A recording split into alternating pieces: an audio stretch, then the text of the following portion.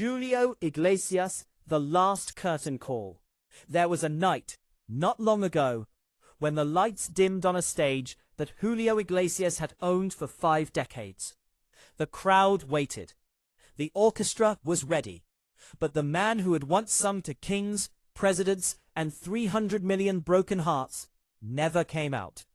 Now, let me tell you the story that the music industry has been whispering about for years, and nobody has dared to tell out loud. To understand why Julio Iglesias disappeared from the world stages, you first have to understand what he was. Not just a singer, a machine, a relentless, unstoppable force of nature that had been running at full speed since 1968, and had never, not once, truly allowed itself to rest. For over 5 decades, Julio Iglesias operated on a schedule that would have destroyed most human beings within a year. 300 days on the road, back-to-back continents, Tokyo on Monday, Buenos Aires on Thursday, Paris by the weekend. His team, managers, assistants, security personnel, vocal coaches, traveled with him like a small army, keeping the engine running, keeping the smile polished, keeping the voice ready. And the voice, always the voice. It was his instrument, his identity, his entire reason for existing in the public eye. He treated it with the obsessive care of a surgeon protecting his hands. No cold air, specific temperatures in hotel rooms, carefully controlled humidity, a pre-show ritual so precise and so private that even his closest collaborators were not permitted to witness it. But here is the thing about machines. No matter how perfectly engineered they are, they wear down. And when they do, the silence that follows is deafening. The first whispers began around 2013. Concerts were being postponed. Not cancelled, postponed. The official statements were careful, diplomatic, vague. Scheduling conflicts, production adjustments, artist rescheduling. The kind of language that the music industry uses when it doesn't want to say what is actually happening. But those who had been watching Julio Iglesias for decades noticed something else. Something in the performances themselves. The voice, that legendary, irreplaceable instrument, had begun to change. Not dramatically, not in a way that casual listeners would immediately identify, but to trained ears, to musicians and producers who had worked with him across 4 decades, the difference was audible. The upper register, once effortless and crystalline, required more effort. Certain notes that he had once hit with casual elegance now carried a subtle strain. The phrasing, always his greatest weapon, the way he could make a single word feel like an entire lifetime of emotion, was being adjusted, subtly rerouted around the edges of what the voice could no longer do with ease. In 2015, a concert in Las Vegas drew attention for different reasons. Audience members who had seen Julio perform multiple times described something they struggled to articulate. He was present, he was professional. He was, by any objective standard, still extraordinary. But something in the energy was different. Something behind the eyes. His son Enrique, in a rare candid interview around this period, was asked about his father's health. He paused longer than usual before answering. "My father," he said carefully, "has given everything to music. Everything. For 50 years. He didn't need to." But what was actually happening behind the closed doors of Indian Creek Island? That was something else entirely. In 2017, news broke that Julio Iglesias had undergone back surgery. The details were sparse, carefully managed by his team. But medical sources and industry insiders painted a more complex picture. Decades of performing, the physical demands of standing on stage for hours, the constant travel across time zones, the relentless pressure on a body that had already been catastrophically broken once before, had accumulated into a crisis that could no longer be managed with willpower alone. Remember, this was a man whose spine had been shattered in a car accident at 20 years old. A man who had been told he might never walk again. A man who had rebuilt his physical existence through sheer, almost irrational determination. For 50 years, that same determination had pushed him past every warning sign his body had sent. Now, the body was no longer asking. It was demanding. The surgery was described as successful. Recovery was underway. Optimistic statements were issued. Fans around the world exhaled. And for a moment, it seemed like the story would follow its familiar arc. Julio Iglesias, knocked down again, rising again, returning to the stage again. But the months passed, then a year, then two. The comeback concerts that were announced were quietly pushed back. The album that was reportedly in production went silent. The social media presence, never particularly active, became even more sparse. And the man himself, once one of the most photographed and interviewed figures on the planet, became increasingly, almost deliberately, invisible.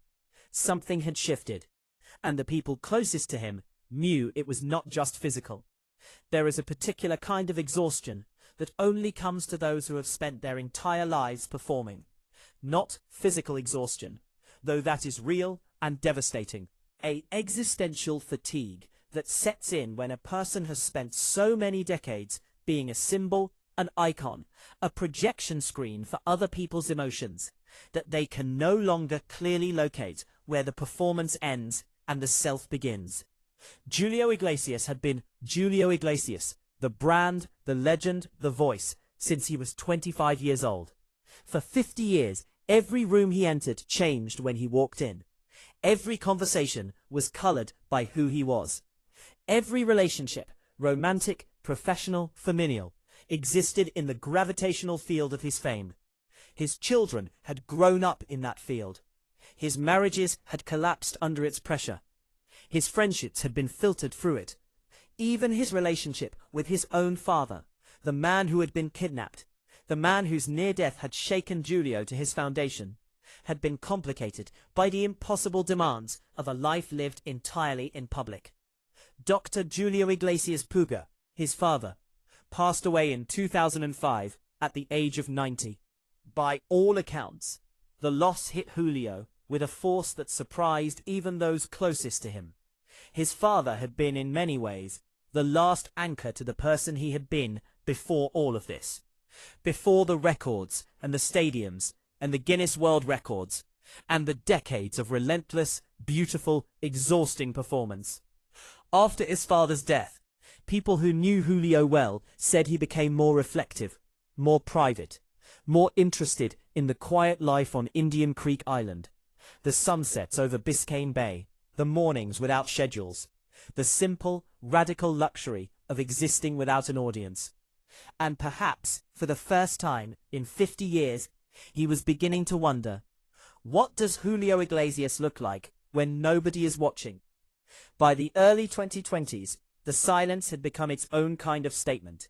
In an era when aging artists routinely staged elaborate comeback tours, when the music industry had perfected the machinery of nostalgia into a billion-dollar business, Julio Iglesias' absence was conspicuous.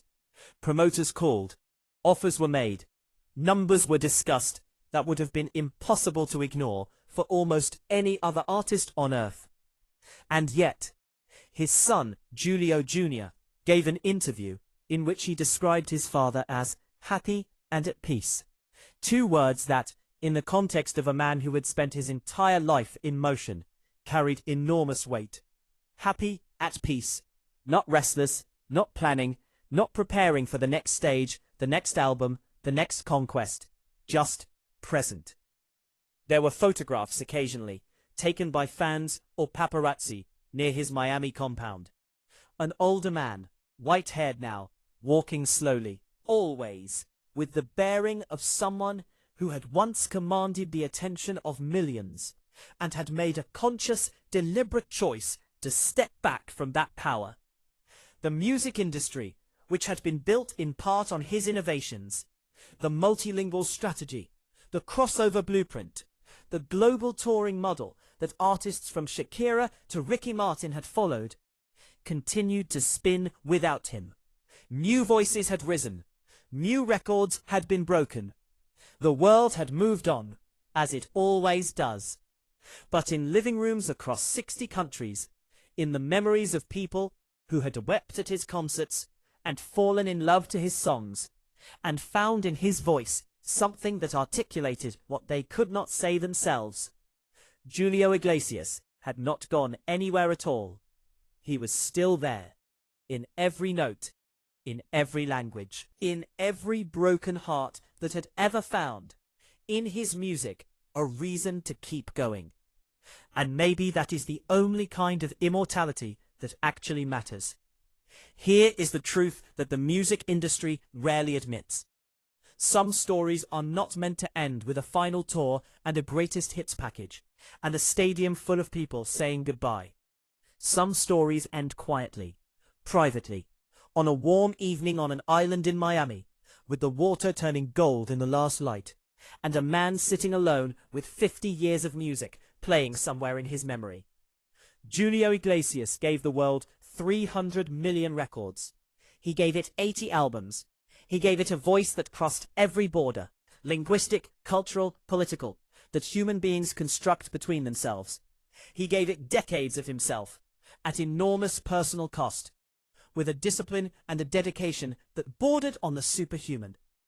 Perhaps the last greatest act of Julio Iglesias is simply this: knowing when to stop, knowing when the performance is over, knowing that the most powerful thing a legend can do, after a lifetime of giving everything to everyone, is to finally, quietly, give something back to himself. The stage is dark now. The orchestra has gone home. But somewhere, in the silence between the last note and the applause, the voice of Julio Iglesias is still playing. And it always will be. Some curtains never truly fall.